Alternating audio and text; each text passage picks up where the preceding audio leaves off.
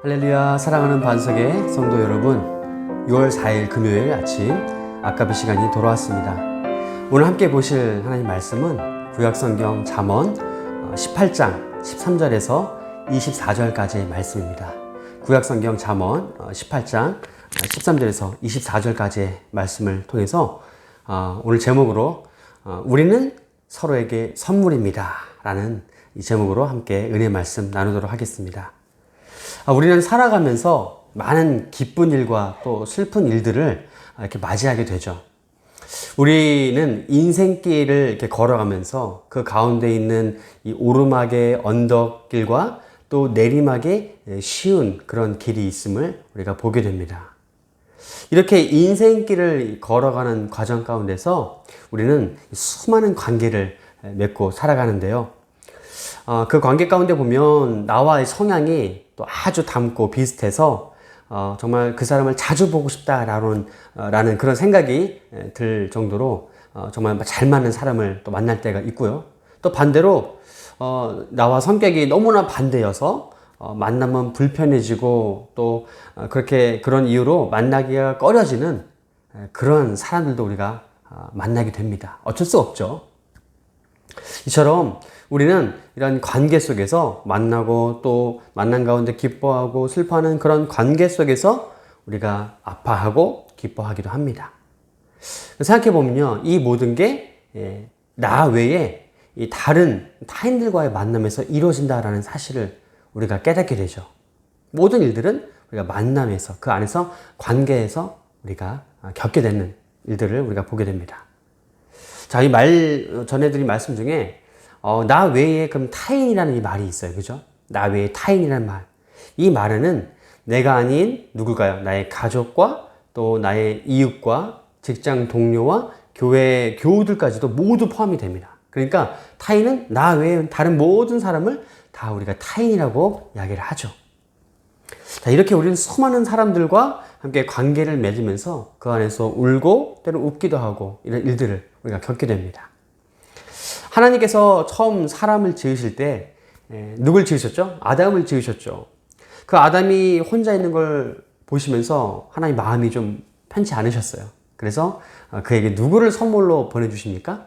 바로 이 아내 되는 이 하와를 보내주십니다. 이 하와가 아내로 또 선물로 보내주신 것이죠.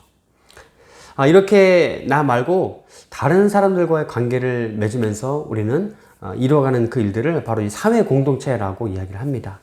그러니까 하나님께서 이 천지를 창조하시고 사람을 만드시면서부터 그에게 아담에게 이 하와를 붙여주시는 그 일들로부터 우리 사회 공동체는 시작되었다라고 우리가 알 수 있게 됩니다. 그러니까 우리 사회 공동체 역사는 언제부터예요? 바로 이 창조의 역사부터 우리가 쭉 지금까지 같이 이어져 오고 있다라고 하는 사실을 우리가 보게 됩니다. 여러분, 인간은 사회적 동물이라고 하는 말이 있죠. 이 말은 인간은 자신 혼자 또 홀로 스스로 고립되어서 살 수 없는 존재다라고 하는 사실을 우리에게 가르쳐 줍니다. 우리 주위에 있는 여러분 이 꽃과 나무들, 자연들 한번 보세요. 이 꽃과 나무들도 서로 떨어져 있지만 여러분 그거 아시나요? 이들도 서로 대화합니다. 이들도 서로 관계를 맺고 있어요. 어떻게 해요? 봄이 되면 바람이 막 불죠. 그러면 꽃가루도 날리고 송화가루도 날립니다. 그래서 이 봄만 되면 이 꽃과 나무들은 그 불어오는 바람에 자신들의 씨앗을 날려보내요. 그래서 그렇게 자손들을 또 퍼뜨리기도 하고요. 또 이것을 시적으로 한번 생각해 보면 이 꽃과 나무들이 사시사철 불어오고 불어가는 이 바람들을 통해서 이 서로에게 하고 싶은 말을 전해주는, 그리고 주변의 꽃과 나무들에게 잘 지내고 있어? 어디 아픈 데는 없어? 이렇게 마치 물어보는 것처럼 바람을 통해서 그런 우리가 시적인 우리가 생각도 또 표현도 한번 생각해 보게 됩니다. 사랑하는 반석의 성도 여러분, 우리도 요즘 이 코로나 때문에 쉽게 만나지 못하죠. 그렇게 만나지 못하지만 우리가 이렇게 했으면 좋겠어요. 불어오고 또 불어가는 그런 이 전화기를 통해서 우리가 바람을 실려 보내는 거예요. 그래서 그 실려 보내는 이 우리의 말이 따뜻한 봄바람처럼 때로는 시원한 소나기처럼 그렇게 이 전화기를 통해서 그런 바람들을 또 실려 보내고 또 시원한 빗줄기를 실려 보내면 그게 우리 이웃들에게 전하는 한 통의 전화라 할지라도 사랑의 열매가 되지 않을까라고 권해드립니다. 오늘 잠언 말씀은 우리에게 이 말의 힘을 통해서 우리가 서로에게 선물이 되어줄 수 있다라고 하는 사실을 가르쳐주고 있어요. 또 반대로 보면요, 우리가 이 언어를 아름답게 사용하지 못하면 불평과 어려움을 서로에게 줄 수밖에 없는 그러한 우리가 환경도 우리가 볼 수 있다라는 사실을 우리가 보게 됩니다. 자, 오늘 본문을 보기 전에 우리는 이 중요한 교훈 한 가지를 먼저 말씀드리려고 하는데요. 그것은 우리가 나 외에 다른 사람들과 관계를 맺으면서 생기는 기쁨이나 때로 그 슬픔의 모든 문제는 우리가 한 가지의 원리로 그 해결의 실마리를 풀어나갈 수 있다라는 사실을 말씀을 드리길 원합니다. 그게 무엇일까요? 그것은 바로 제가 좀 전에 말씀드린 것처럼 우리의 말이에요. 우리가 사용하는 언어입니다. 우리가 살아가면서 원하든 원치 않든 그렇게 주고받는 이 상처들은요, 대부분 다 어디에서 나오죠? 우리 입에서 나와요. 우리 입술에서 나옵니다.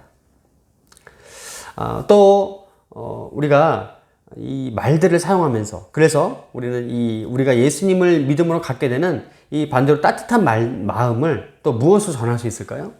우리 입술을 가지고 전할 수 있어요. 이전에 제가 수요 설교일 때 어려움에 처해 있는 친구나 상대에게 조심해야 할 말 4가지, 언어 4가지를 제가 말씀드린 적이 있습니다. 기억하실지 모르겠지만 말씀드려 볼게요. 바로 이 4글자 충조 평판입니다. 우리는 이 충조 평판을 입 밖으로 내어놓기 조심해야 돼요. 자, 그럼 충조 평판이 무엇이냐? 충은요, 바로 충고예요. 그리고 조는 무엇일까요? 조언이에요, 조언. 평은 뭘까요? 평가. 마지막 판은 판단이에요. 자, 이 4가지, 이 충고와 조언과 평가와 판단을 우리가 타인에게 전할 때, 그 입으로 타인에게 전할 때 굉장히 우리가 신중하게 해야 된다는 사실을 말씀드립니다. 왜요? 이것을 잘못 사용하면요, 그 상대방의 마음을 너무나 아프게 하기 때문이에요. 오늘 본문 말씀 보실까요? 보시면 13절 말씀에 이렇게 증거합니다. 사연을 듣기 전에 대답하는 사람은 미련하고 나중에 욕을 당하게 된다라고 증거하고 있어요. 그렇습니다. 우리가 말하기와 성내기를 더디하고 또 듣기를 속히 해야 한다라고 하는 이 야고보서 1장의 말씀을 우리는 잘 기억해야 합니다. 14절 말씀, 오늘 본문 14절 말씀 보면요, 사람이 마음먹기에 따라 뭐라고 증거하냐면 병도 이길 수 있다. 또 반대로 마음을 잘못 먹으면 병에 무너지게 될 수도 있다라는 사실을 우리는 깨닫게 됩니다.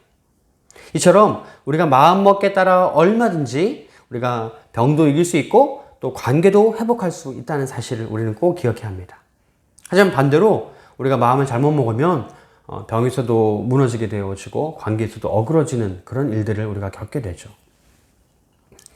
16절 말씀을 계속 이어서 15절에 이어서 16절 말씀도 또 볼까요? 보면 여러분 어떤 표현이 등장하나요? 오늘 중요한 표현인데요. 16절 말씀에 보면 사람의 선물이라는 표현이 등장합니다. 한번 따라해 볼까요? 사람의 선물. 자, 이 본문을 보면서 저는 좀 고민했습니다. 과연 사람의 선물이 무엇일까? 이 표현의 의미가 무엇일까? 곰곰이 생각해 봤어요. 근데 그렇게 고민하고 난 뒤에 끝에 내린 이 결론의 답은 결국엔 사람의 선물은 결국엔 사람이다라는 사실을 제가 깨닫게 되었습니다. 여러분 한번 생각해 보세요.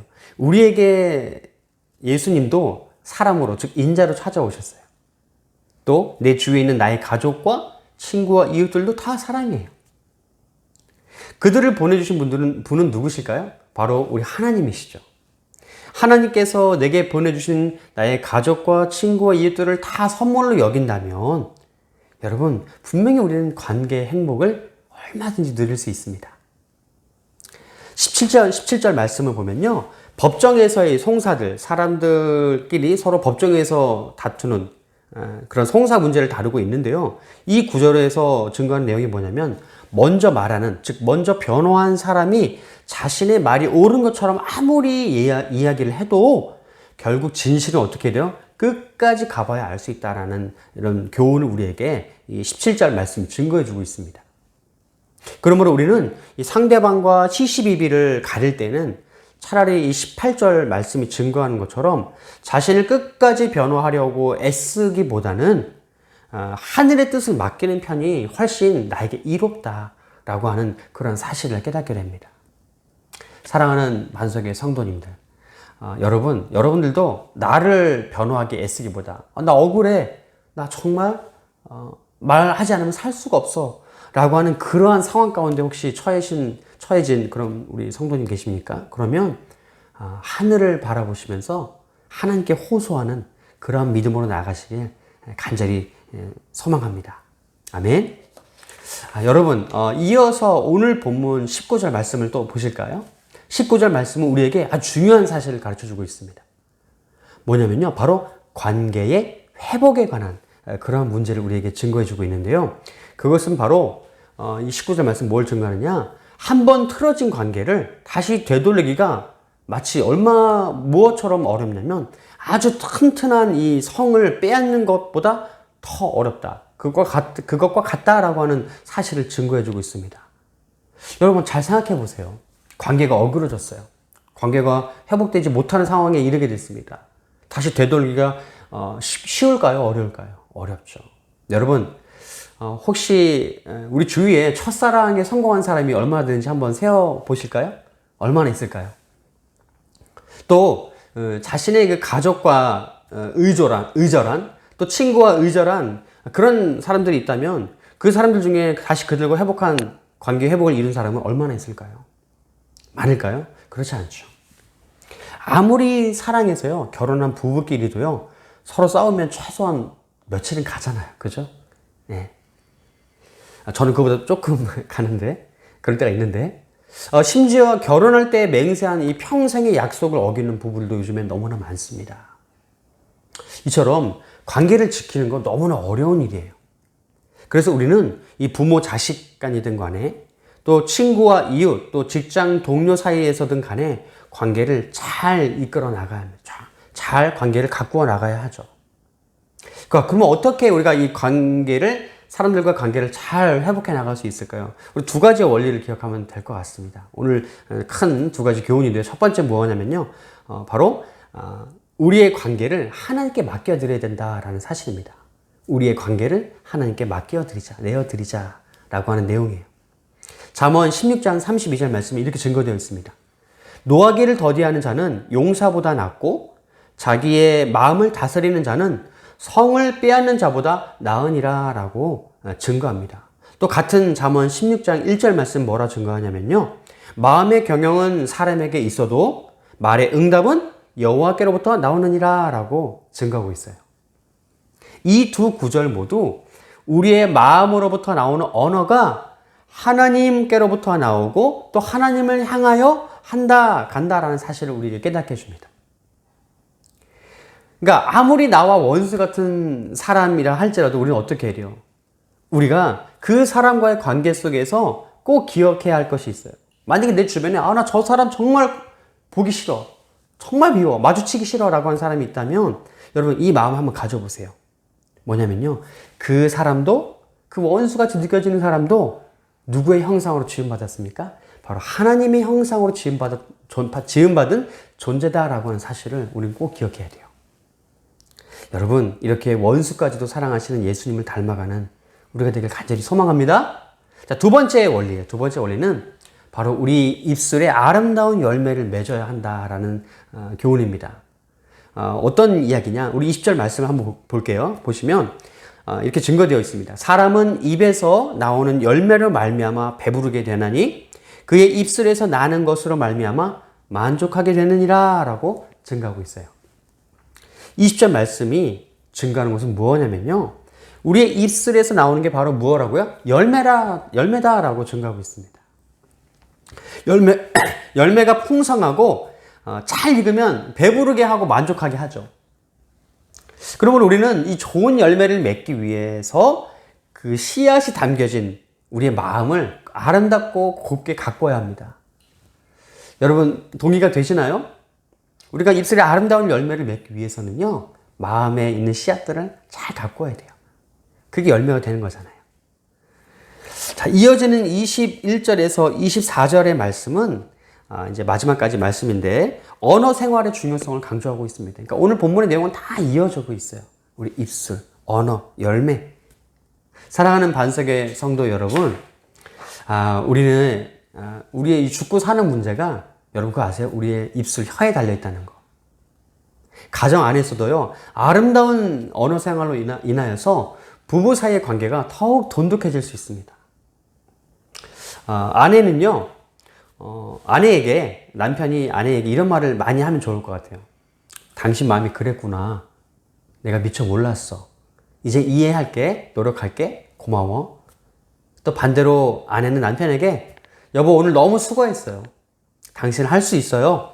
당신 최고예요. 여러분, 이 각자의 서로의 아름다운 열매의 말들을 전하는 여러분 하루가 되길 간절히 소망합니다. 이런 말들이 서로에게 힘을 복돋아주는 바로 그러한 열매가 되는 아름다운 말들이 되죠. 얼마 전 제가 금요 설교 때 설교 제목을 때문에 말고 덕분에라고 정했습니다. 이처럼 우리 입술 밖으로 나오는 모든 말들이 서로를 살리는 일들로 가득해지기를 주의 이름으로 다시 한번 간절히 축원합니다. 이제 말씀을 마칩니다. 오늘 말씀을 통해 우리 서로가 선물 같은 존재가 되길 소망합니다. 우린 서로 선물이에요. 꼭 기억하시기 바랍니다. 우리는 서로 선물입니다. 오늘 나의 가족이나 친구, 이웃, 또 직장 동료들에게 이렇게 고백하면 좋겠습니다. 이렇게 고백하세요.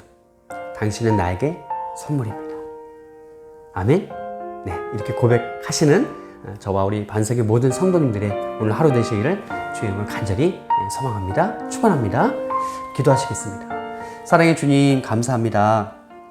우리의 이 언어 생활, 우리의 입술을 통하여서 나오는 이 열매가 아름답게 전해질 수 있도록 인도하여 주시옵소서.